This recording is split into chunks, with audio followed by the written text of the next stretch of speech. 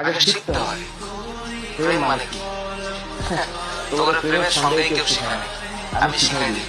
মাথায় রাখিস, প্রেম শব্দের মানে হচ্ছে, এটা এখনকার মানুষ শুনলে কেমন জানি ভিতরে একটা আলাদা বাতাস লাগে। প্রেম শব্দের মানে হচ্ছে যত্ন।